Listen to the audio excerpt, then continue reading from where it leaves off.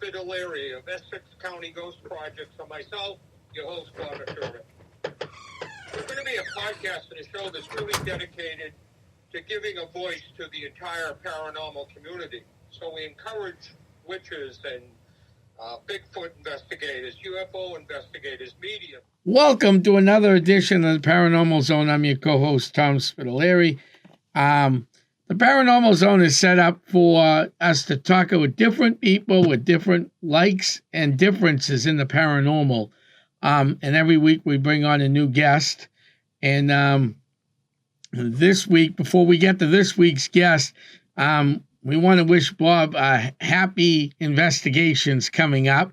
He's not going to be with us for the next 2 weeks because he's going to be in the Alaskan Triangle looking for Bigfoot and other spirits. So he's going out to Alaska for 2 weeks. So we'll miss you, Bob, but we'll keep the show going. I'm also taking donations for that trip if anybody wants to kick in. Yes. You know, a couple thousand a piece might cover it. So today's guest, though, we have a great guest on for today.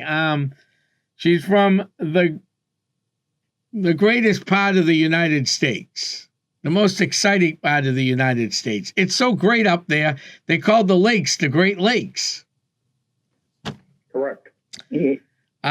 So, and out in the Great Lakes, there's a lot of paranormal, a lot of Native American, because the laws of the Great Lakes go all the way back to King William's War, and before that even.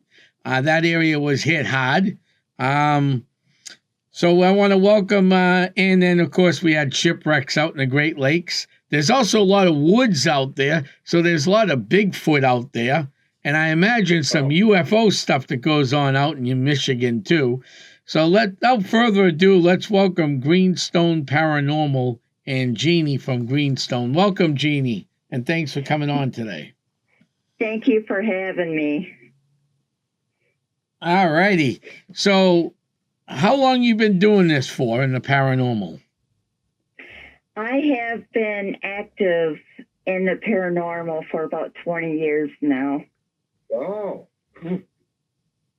Wow, that's a long time. Jeannie, how did you get interested in the paranormal? I'm going to have to go back to when I was a child so you can understand where I'm coming from. All right. Okay. When I was a child, I had the ability of seeing and hearing spirits.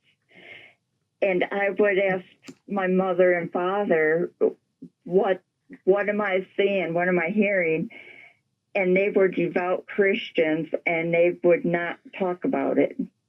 They would make me stop talking about it. So after a while, I just shut that down, and I went a long time without being able to use that ability. Oh.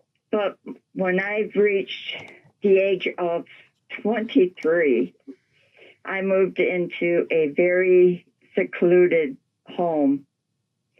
And when I did this, the trailer that I was living in was previously owned by a practicing black witch. Oh, wow. And yeah, and her energy was left in this place big time. And I've started experiencing things. People thought I was out of my mind, crazy, when I told them what I was hearing. Mm. And then I was hearing, it sounded like little feet running back and forth on the roof of the trailer. Mm-hmm. Yeah. But I told my mother a little bit about what was going on. Oh, excuse me. And I am so sorry. That's all right. No big Don't deal. worry about it. Okay. But by the time all this was going on, she was Pentecostal, and out of the blue one day, her and 4 other women showed up at my home. and started blessing my home. And I'm, I didn't believe in their religion. And I'm just sitting back watching. And I was literally seeing little people about 3 feet tall running around their legs. Wow.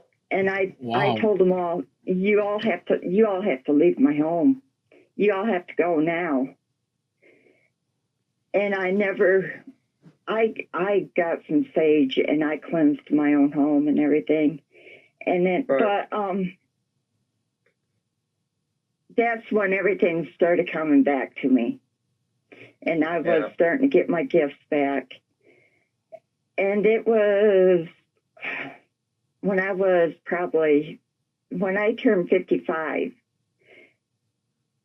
I got involved with this, not involved, I started associating with this woman that was a psychic, and she did tarot card readings, and she would go around cleansing homes and whatnot. And when I started hanging around with her, my gifts started coming back big time. Oh. Jeannie, how old were you as a child when you first recognized you had these gifts? I was probably about 5. Wow, 5 years old. Because we hear this frequently from people that it starts at a very young age.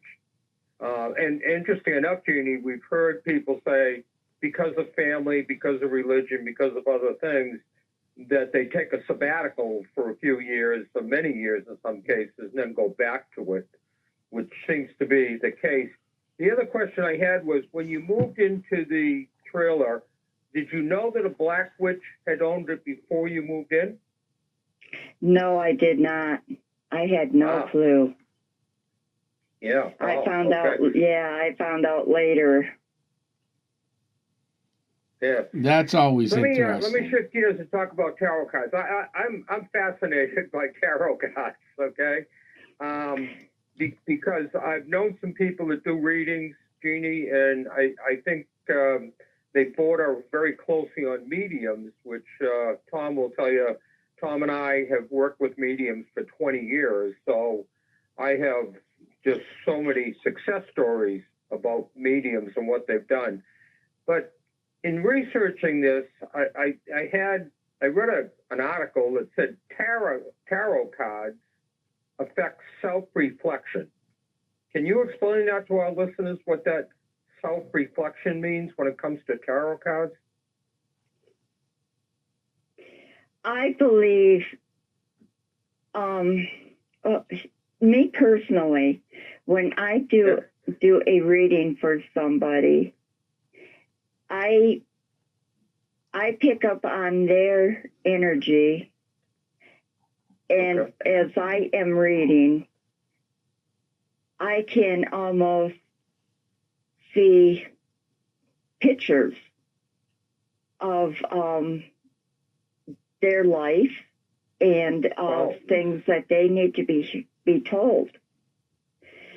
But the self-reflecting, I think it's a part of myself going into the reading, and I learn something from each and every reading that I do. Wow. If that makes any sense. No, anything you're doing, it makes a lot of sense. a lot of sense, because everything in life you keep learning. Yeah, you learn something about tarot cards or something about the individual that you're reading? Both. I learn from the tarot cards and the person I'm reading. Wow, that's pretty cool. Tom, did you have a question? No. Okay. When I do a reading, I don't want to know any information about the situation they want the answer for. I don't want them to tell me anything before I do a reading.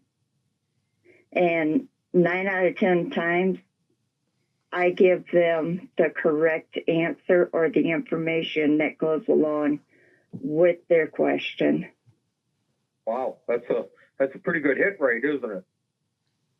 It is. I'm happy. Yeah, yeah, 90%. I mean, that's unbelievable. And by the way, the mediums that Tom and I have worked with have followed suit to your numbers. They're pretty, maybe 9 out of 10 for them also, that they hit pretty accurate information.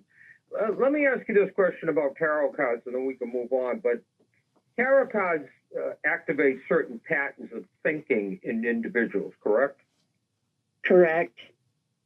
Right. So am I right in assuming what the tarot card reading does is tap into their energy, even if they don't know that? Correct. Ah, okay. And can people call in? Can you do this teleport? I have done many readings over the phone or by video. Okay. I So tell prefer our to do them in person. Yeah, tell our Pardon me? listeners how they can reach you. How can they reach you, our listeners?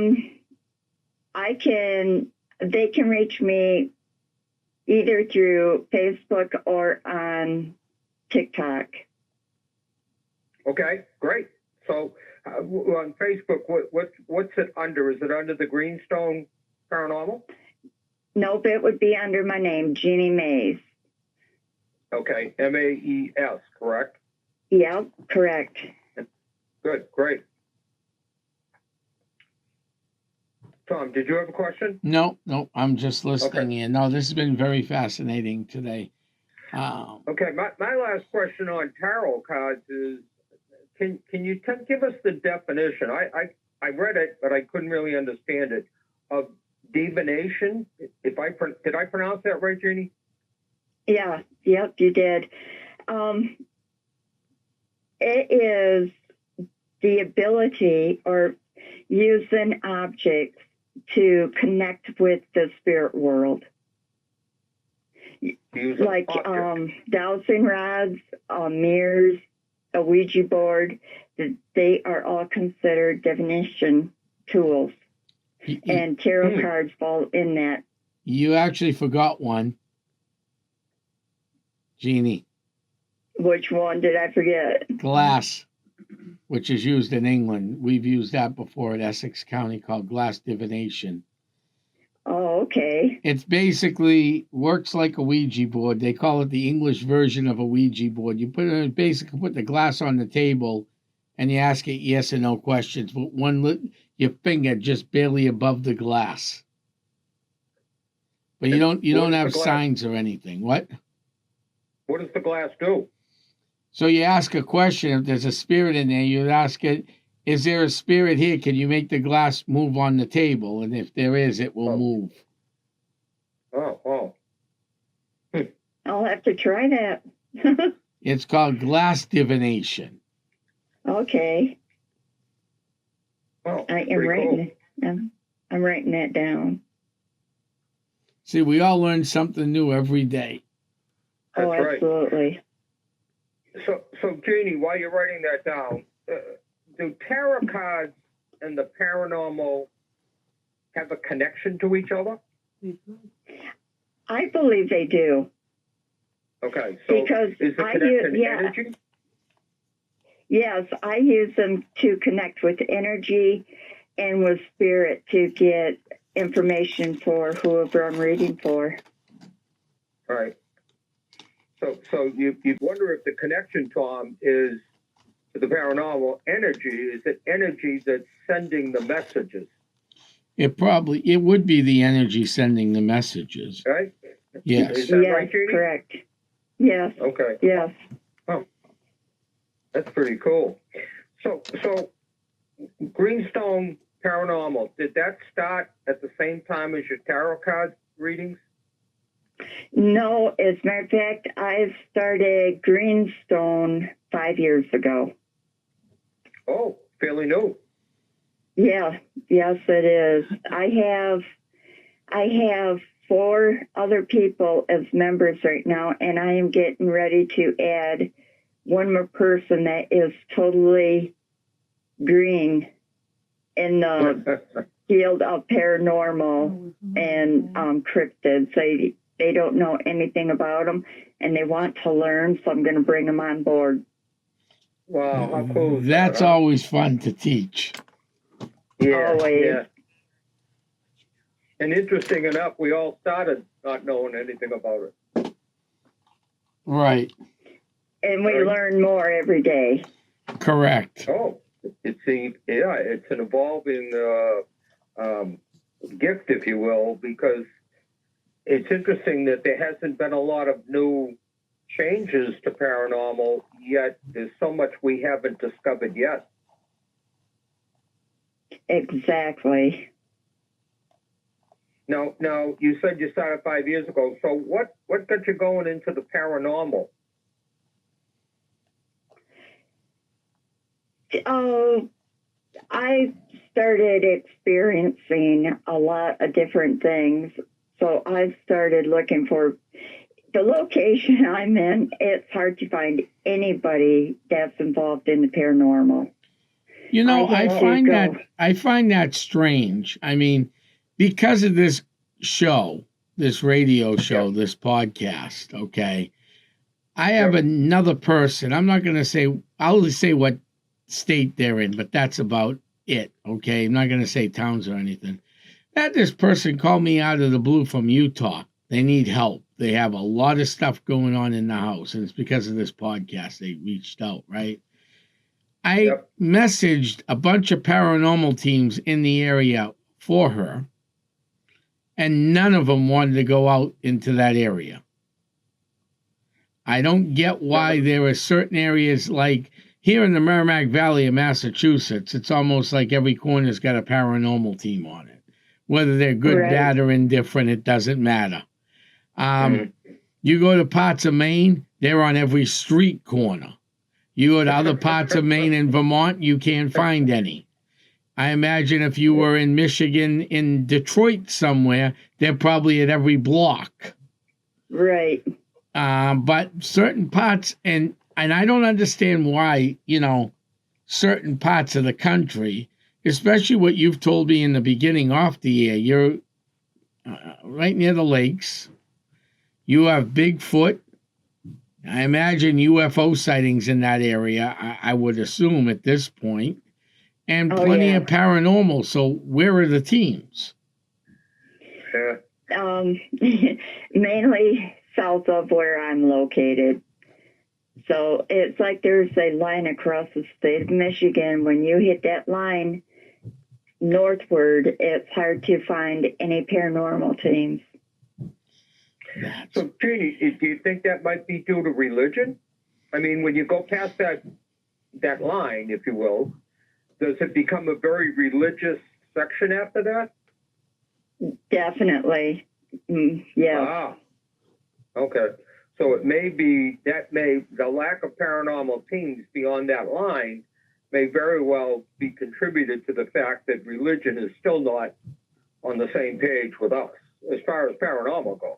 I mean, I played golf with a priest that just won't admit to it, and yet Tom and I have had priests on the podcast that run their own paranormal teams. Yes. Right? Tom? Yes, we have. Yes. But see, if you're in an area that's a very highly populated area for religion, especially I find in the Catholic religion. Now, I am Catholic, so don't call me and tell me I'm picking on the Catholics. I'm not. But they tend to be very strong in anti-paranormal activity because of their teachings, which is wonderful. I support that 1,000%. But if you have a heavy population of that, you're going to have the lack of paranormal teams because of it, right, Jeannie? Right. Absolutely. Oh, okay. So Jeannie, tell me, I guess I'm sitting here thinking I would love to be in an area where there's only one paranormal team because we all want to see, Yeah, we're all looking for activity, right? That's what we're looking for. And as Tom mentioned, in New England, there are multiple paranormal teams. I mean, even to a point where there's multiple paranormal teams in small towns. So you might have 2 teams in the same town. That's if not more. Yeah. Yeah, that's how crowded the field gets. But if you don't have that problem, that's great. But tell us some of the locations that you've investigated under Greenstone Paranormal. Oh, the two main ones that we have investigated were down south and one in Indiana. Okay. We have been to the Demon House down in Indiana. Okay. Oh, the one that was owned by the guy from TV. Oh no, Oh, no, okay. that was no. This is I don't know why they call it the Demon House. A lot of people claim that they have had a lot of activity while there, but while we were there, the Monroe House. Okay. Yeah, it's in Hartford City. Okay. Yeah, we had some activity there, especially using the Ouija board. When we used the Ouija board, it was nonstop answering. Wow. Yeah, we were using it for at least an hour and a half, and it seemed like we were only on it for 5 minutes. Well, just kept going, huh? Yeah, yep, it was insane. Yeah. That's very interesting. Yeah, it's funny how. And where was the other place? Wait a minute, Bob. Where was the other place? The Bruce Mansion down in Brown City, Michigan. Oh, interesting. Another haunted, well-known haunted location. Yes, and this place was so active that we actually thought somebody had broke in the house. Oh, wow. Interesting. Now, have you ever been out to, I don't even know if this thing is still standing, but during what some historians call World War I, and that's the French Indian War period we're talking about, Fort Detroit. Have you ever been out there? I have never been there. I've heard a lot about it, and I've always wanted to go down there, but I never had the opportunity. Okay, because that was a bloody massacre down there. I have been to Fort Mackinac. Oh wow, that was another. How anything good over there? It was very active. It was very active, especially when I started asking questions about the massacre that happened. Yeah, it was more than a massacre. That was another interesting battle of. Oof. Yeah, I didn't want to go into details. That's why. Yeah. And what type of equipment do you use, Jeannie, on these investigations? We use REM pods and a lot of. I got a thermal camera, night vision goggles that we use. Yeah. We have the regular cameras that we will set up in a location, audio recorders, anything that will set off a signal if anything is in the room. Cat balls, I love cat balls. Explain those to us. They're a little plastic ball that if they are touched or moved in any way, they light up and flash different colors. Ah, okay. So you put those out and ask the spirits to touch them or move them like you might do a K2 meter. Yeah. Yep. Yeah. And do you have a lot of success with those? I do. Oh, yeah. Yeah. Paranormal investigators that I have talked to, they either like them or hate them. Yeah. But that's pretty much so, Tom, with each group, isn't it? Some groups just, I happen to be a K2 meter guy, and probably because, like Tom, I go back 20 years ago when I first started, and that was probably the easiest, least expensive piece of equipment, Jeannie, other than voice recorders and cameras and, basic stuff like that. But that was pretty easy to get your hands on and learn how to use pretty quickly. And it's interesting to me, I think, how groups tend to, pick up a specialty piece of equipment that works so well for them. Yeah, I tend to keep it simple. I don't have a lot of the expensive equipment most groups have. So I just go with the real simple K2 or the lower end RIN pod. I keep it cheap. Well, you keep it simple. Yeah. It's keeping it simple. So Yeah. for us over at Essex County, I mean, I have some equipment. You know where the best place to get some great camera equipment usually is at? Well, I usually get mine off eBay. I got a better location too. Secondhand stores for video cameras. Really? Yes. Yeah. Essex County has a 12 to 13 channel DVR system. Yeah. And some of my team members love it when I drag this out. It doesn't come out on every case, but sometimes it does. We have 12 TVs, 12 cameras, and about 3,000 foot of cordage. Oh, and VCRs to go with them. Wow. So what secondhand stores do you get them out of, Tom? Salvation Armies, stuff like that. Goodwill. Yeah. Do you have those kind of stores in Michigan? Yeah, we do. We have a lot of them. Or any of those type of Goodwill type of, every state has their favorite, have a different name for those things. But yeah, there's a lot of them. So I started to say earlier, I find it interesting that you use a Ouija board quite frequently. It seems, Tom, and help me with this, will you? It seems in New England, people are afraid to use a Ouija board. Okay, let me just clear that up. There are some people that will use them on cases, and there are some teams that are afraid of them. There are a lot of people that are afraid of them. In my haunted items collection, I think I got 1 or 2 Ouija boards, if I remember correctly, that we've pulled out of homes.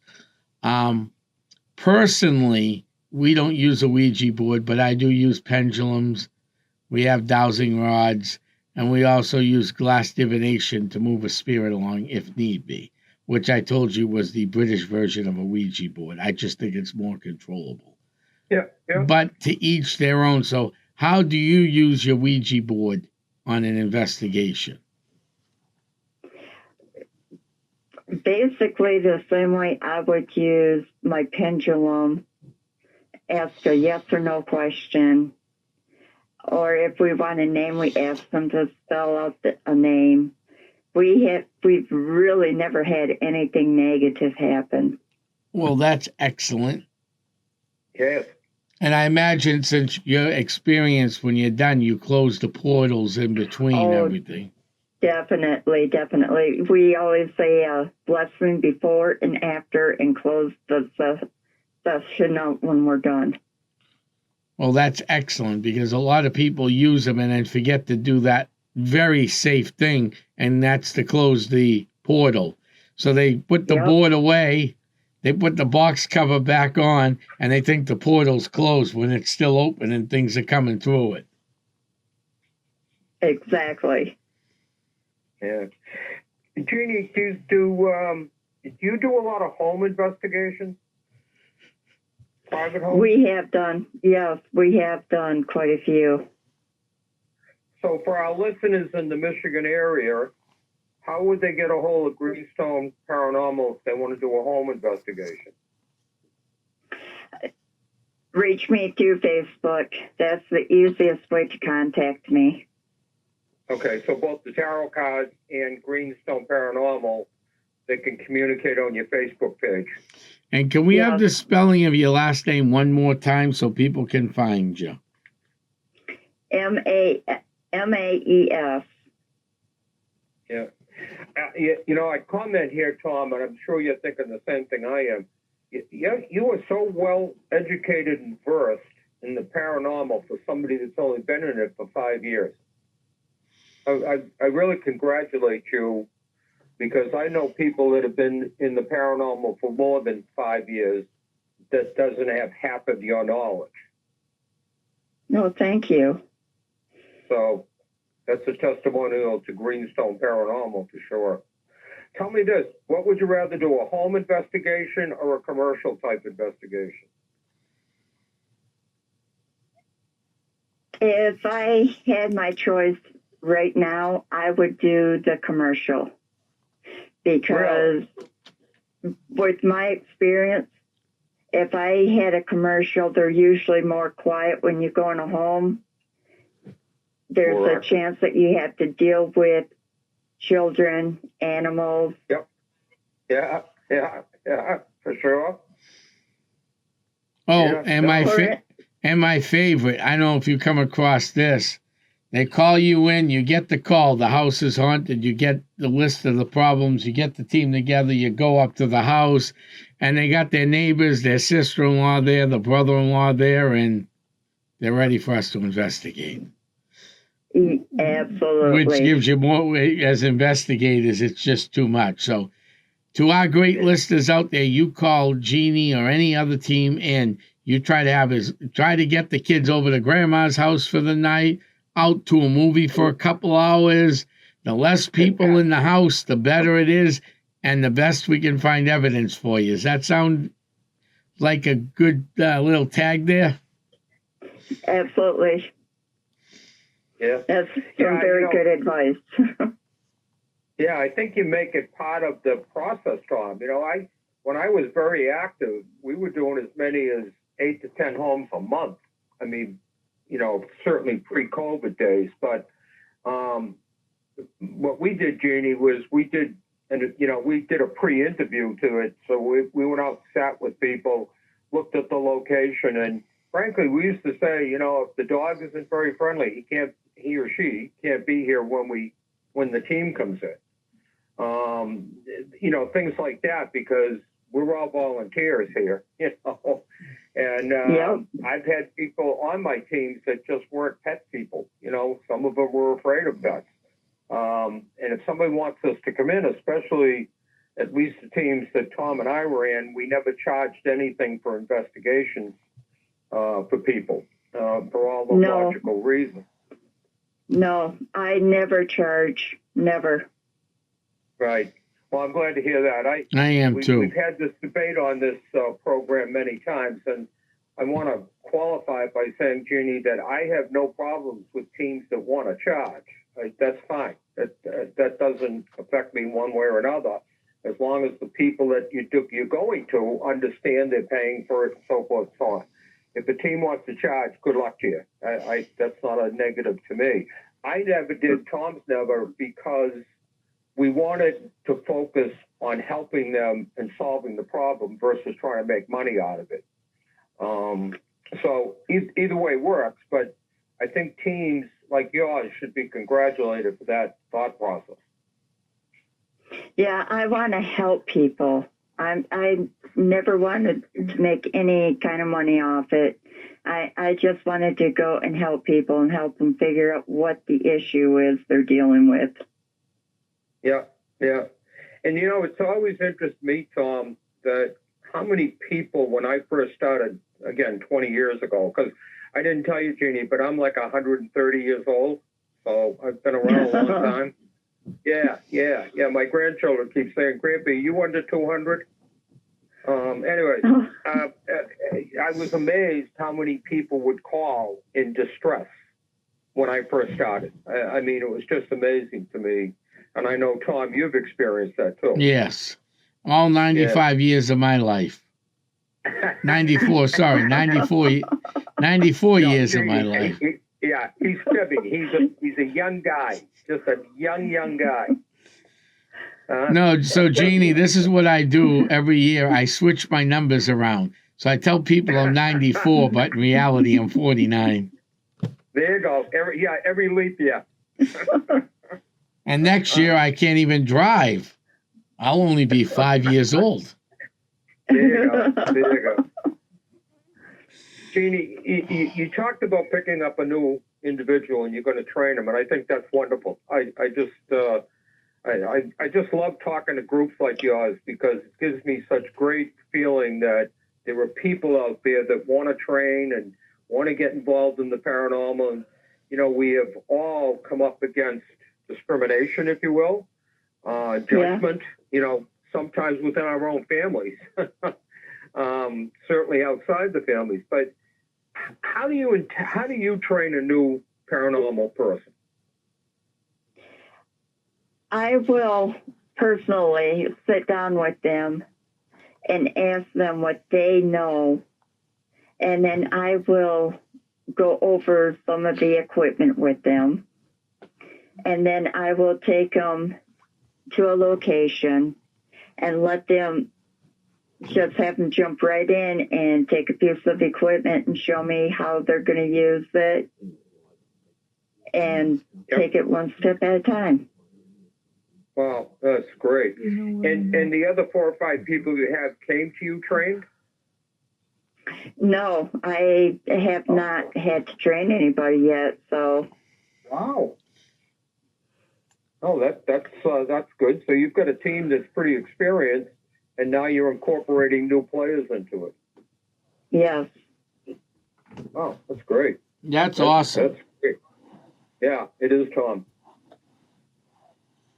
That is actually. That's very amicable of you to do too. Well, thank you. I mean, training is not always easy. No. You need patience. Do you do a lot of fundraisers, Jeannie? I've never done a fundraiser. I've never had the opportunity to try it or to do it. Yeah. You know, Tom and I don't know, Tom, what, about 5 years ago now? Yeah. Longer? Maybe longer now, yeah. Yeah, we started contacting historical societies through Tom's efforts and you know, just towns trying to support historical buildings, Jeannie. And we've had a great degree of success over the years working with towns and doing fundraisers for them, which Tom and I have agreed years ago to give the groups that we're doing the fundraising for 101% of anything we collect. And they could do that 2 ways. They could be at the door collecting the money themselves, or we'll collect the money and give it to them. It's either way, but they get 101% of any monies we raise. But the byproduct to that, Jeannie, is that our audience is usually, Tom, am I in the ballpark saying 80 to 100 people on an average? Yeah, when you took everything we've ever done, yes. Through the years. Yeah, I mean, sometimes we'll have a group of 60, and sometimes we might get a bigger group, but the average at Jeannie would be that 80 to 100 people. And we never charge for the event or at the door. It's always a donation.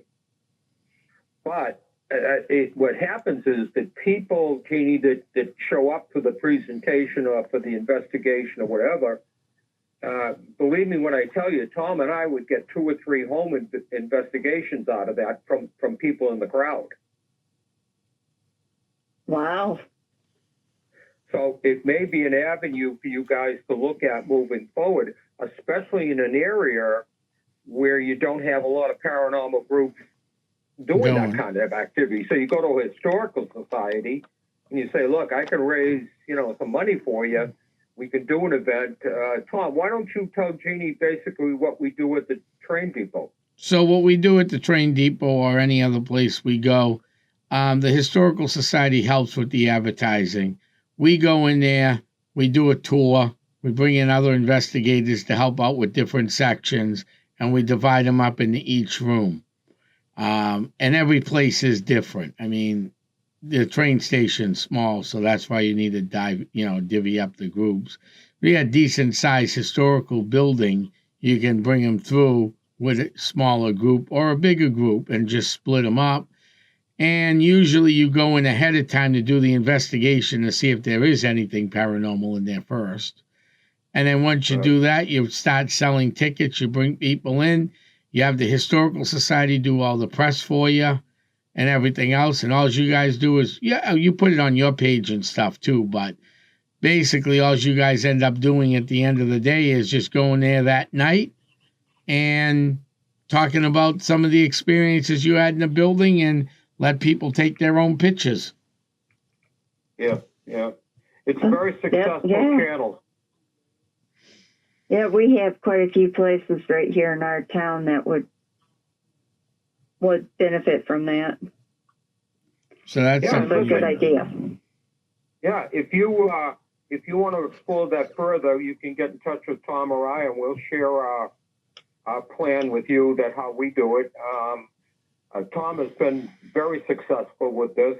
I got into it a number of years ago, and we have, I don't know, Tom, I guess in New Hampshire, we probably have 4 or 5 historical societies that we do something with all the time. And again, the byproduct, Jeannie, is that the crowd itself then turns to you and to your team. But it also gives you more investigations because these historical buildings are just great for paranormal investigations. correct. And in some towns, Tom, they just overlook that part of it. They do. And with the way things are tightening up in the nonprofit world right now, this would be the time to get out there and help these nonprofits because they're hurting. Every nonprofit in any state in the union is hurting. Right. Hey, the other thing, Jeannie, that Tom and I do for these historical societies, we'll incorporate the history of the building into that night's presentation. So along with an investigation, people can come that maybe aren't into the paranormal, but they come to hear the history of the building and so forth. So a historian in town, and that gives you a connection to the town itself. Yeah, that's good. I like that. Yeah, like I say, you can offline Tom and I if you'd like. We'd be happy to give you the whole structure of how we do it and who we call and stuff like that. It's pretty, I don't know, Tom, I'd say it leads to other things like presentations in libraries. And Tom, you talk about presentations in libraries because you do a lot of that. So we also do presentations in libraries. Oh, and this is something new here in New England that Essex County Ghost Project, along with Bob, has broken down a huge barrier. So let's start with the libraries first. So the library, you go to a library, you tell them what you do, you give them your card, let them look at your pages. And if it's October and they want to do something spooky, they'll call you back and say, hey, come on in. They do all the advertising for that. You just go in and do the presentation, which can lead to cases. All right? The next thing, this doesn't lead to cases, but this is something new that's never been done before. It started about 3 years ago, and it started with one, and I won't mention names. It went to a bunch last year, and this year it's gone up even more. Assisted living and nursing home talks. Now, obviously you can't go in there and go, your place is haunted. None of these nursing homes want to hear that. No. Okay? None of them want to hear that. So what I do is the history of the paranormal in the town I'm in. What's haunted in the town you're in? What is some of the equipment we use? So I bring the equipment, I turn it on, let them play with it. You know, most of them make noises, so they like that. And I show pictures. Yeah. Yeah. You know, and if they ask me, because the biggest concern some places have, what happens if the resident or the client, depending on where you're at, they call them residents, clients, patients. They have all these fancy names for for these individuals. Asked about their ghost in the building. I said, well, I can't say anything because I never investigated this place, and we'd have to be invited in, and most likely we wouldn't be because there's patient care 24 hours a day, 7 days a week, and we don't want to interrupt that. And they love that Right. answer because that's the answer they're looking for. That way you don't tick off the person, you don't tick off the business, and you don't have to worry about the nurses or lower management hearing after you left for about 3 months, 4 months, Right. that they see a ghost at the end of their bed. Right. Right. So I stay out of the nursing homes. I don't stay out of nursing homes. I stay out of talking about ghosts in a nursing home or ghosts in a hospital, and I keep it to public buildings in town. Right. Even if I didn't yeah. investigate them, I find them online sometimes. I'll throw some in here and there. We've done museums and we've done town halls. Yes.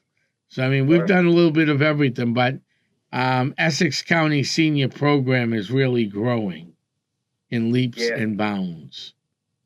Well, you also got staff that listen to it. Right. And then in fact, one of the nursing homes in the city of Haverhill, we actually investigated 2 of their staff member homes in the past. Yeah, there you go. See? So, I mean, it is an interesting subject, and people, especially around September and October. I mean, Oh, yeah. that's the time. That's when we get our busiest. Last year, Essex County did, along with Bob's group, we did 32 events in 31 days. That was just in the paranormal. That doesn't include anything else that we do. That was just the paranormal.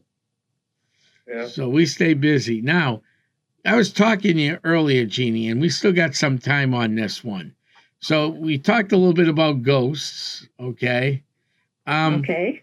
I also, you said at the beginning of this, before we went on air, you're up in, I think there's a squatch in these woods, squatching country, aren't you? Oh, definitely. So have you ever seen a Bigfoot? Yes, I have. Nice. Where can you tell us what town, or I know that people don't like to give it away, but Central Michigan, northern, stuff like that. Oh, the last one I seen was up in the Upper Peninsula. Okay. And I will be up in the UP in about 3, maybe 4 weeks. And I'm going to go back to that area and I'm going to look around more. Oh. Wow. So you've seen... Is your area known for Bigfoot? There has been reports of Bigfoot in that area coming in for the past few months. Wow. So in the area where I've seen it is a very popular, well-traveled spot where a lot of people go all the time. Right. And when I seen it, I have a picture, and I have had it analyzed by some very good friends in the UP that has a paranormal group.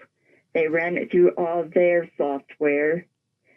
Then they sent it on to a lab to have it analyzed. And the lab could not identify the object in my picture. Wow. Would you mind sending that to me? I would be happy to send that to you. Thank you. I'll keep it confidential. It won't go beyond here. Okay? So I'm not going to publish it or anything like that. Yeah. Would you mind telling our listeners what you experienced when you first saw Bigfoot?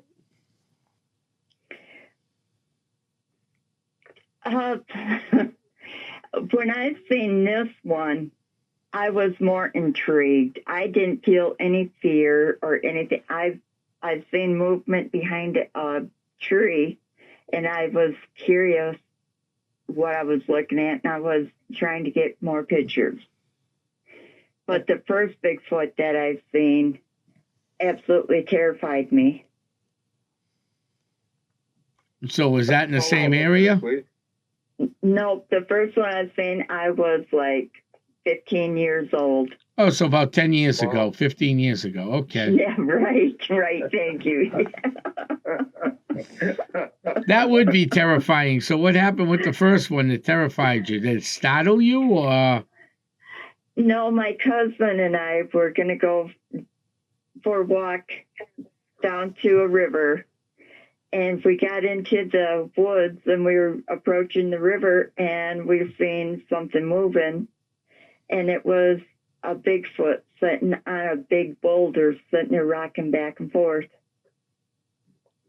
We had no idea what we were looking at. How close were you to it, Jeannie? Probably, oh God, we were probably about a half a football field away from it. Wow, that's close. Yeah. And did it make any kind of aggressive move towards you? No, actually, it looked like it may have been in pain or something, the way it was sitting there and moving. Wow. Like, yeah. So we just turned around and ran back home. Yeah, I don't blame you. Yeah. Isn't it, Tom, isn't it rumored that Bigfoot throws rocks and Yes. you know, Sticks, tree rock. branches and Yes. stuff? Correct. Right? Yes. Yeah, I mean, I've heard a lot of Bigfoot. I've been on 2 Bigfoot investigations when I had the radio show in Portsmouth with Jason Morse, who is somebody that, Jeannie, I'll introduce you to him via email and text messaging, but he's our resident expert here in New England, and he's done a lot of work with Bigfoot up in the White Mountains of New Hampshire. And he was nice enough to take me on 2 investigations that we did live remotes for the radio show, but it was fascinating to me. We found some stuff that was just, we didn't run across a Bigfoot, which was disappointing, but we ran across so much evidence of something happening in those wooded areas that we couldn't explain. You know, broken limbs just snapped in half, but somewhere between 6 to 8 feet high, you know, where a human couldn't reach up and snap it at that point. And he will tell you stories, Jeannie, of, you know, really coming face to face with Bigfoots, right, Tom? Correct. Yes. Yeah, I mean, it's pretty interesting. You know, when people, Jeannie, ask us during presentations, when we talk about Bigfoot, they always ask the question, why hasn't somebody captured one, come across a dead one, and so forth and so on? And Tom and I always respond, people don't have a clue how isolated some of these forests still are today. Now, No. you know, in New England, we've seen a lot of development, right, that unfortunately is driving the habitat out of their own living places. But Bigfoot hides in the woods. I mean, and just because people don't see him every day like you see a deer or something, doesn't mean he doesn't exist, or she doesn't exist. That is correct. Exactly. You know, I just, yeah, go ahead. Somebody asked me the same question a couple days ago. And I told them, I said, you think about wildlife out in the woods. Some people believe that Bigfoot bury their family members, and other people believe that they just find a good spot and lay down and die and let nature do its thing. And it does not take long for wildlife to clean the bones of anything and carry bones away. Sure, absolutely. I mean, I say to people all the time that question this, in New England, we have a big bear population, you know, certainly deer, moose, and that kind of animals. But like I said, how often when you're on a hike have you seen a bear skeleton or a moose skeleton? Never. There you go. That's the answer, Jeannie. Yes. Never. Never. So why would you expect to find a Bigfoot skeleton, That is true. right? No, You go for a walk, you can't find sheds off a deer. No. It's hard to find a shed. That's So, correct. yeah. Yeah. I think that argument is a weak argument, frankly, especially with the unexplored. If you go out to the Great Northwest, I mean, the land that has never been explored, period. So you don't know what lives in there. I think, Jeannie, it's like the ocean. There are parts of the ocean we don't know what lives down there. Exactly. Right? So why are we so closed-minded to the possibility of a Bigfoot? And that's why I know Tom's interested in looking at the picture too. And again, you have our word, we would never publish that or give that out to anybody else. But I've seen some pictures of that Jason Morse has taken, and there is no doubt there's something there. And I think it goes back to the paranormal, Tom. You know, as much evidence as Tom and I produce with the paranormal, you're going to get 50% of the people, Jeannie, are going to say it's photoshopped, and you're going to get 50% of the people that believe in it. Yep, absolutely. Right? I mean, it's human nature. Right, and that's why we always have interesting conversations now with people. Well, we think they're interesting anyway.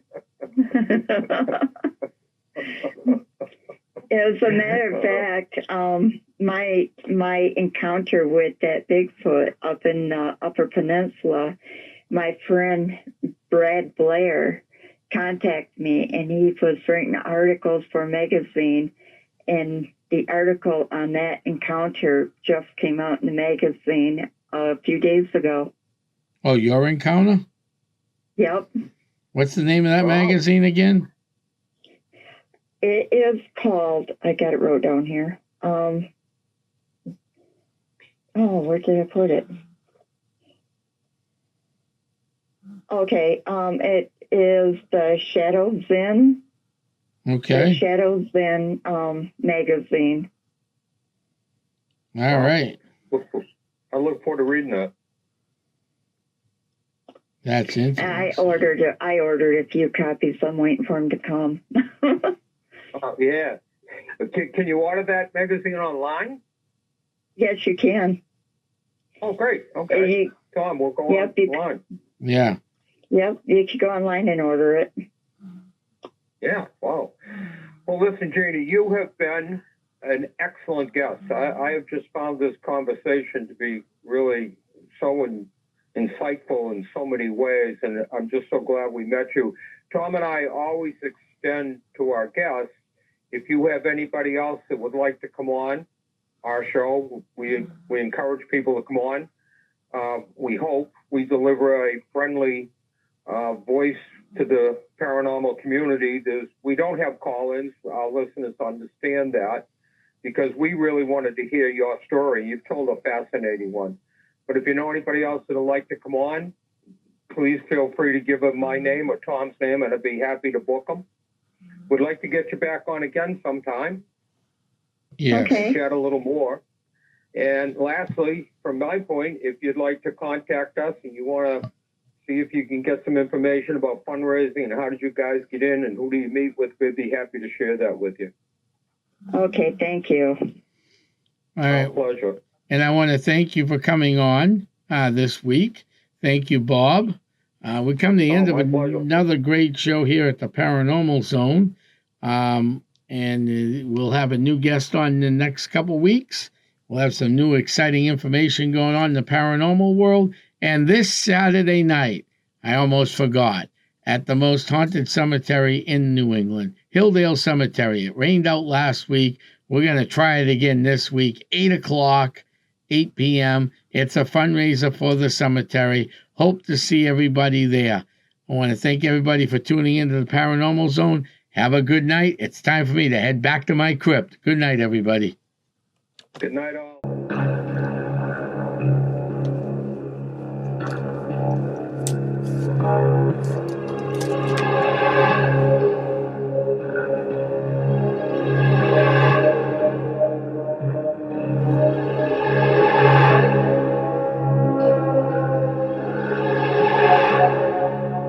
Welcome to the Paranormal, a show hosted by Tom Spitalere of Essex County Ghost Projects and myself, your host, Barbara Sherman.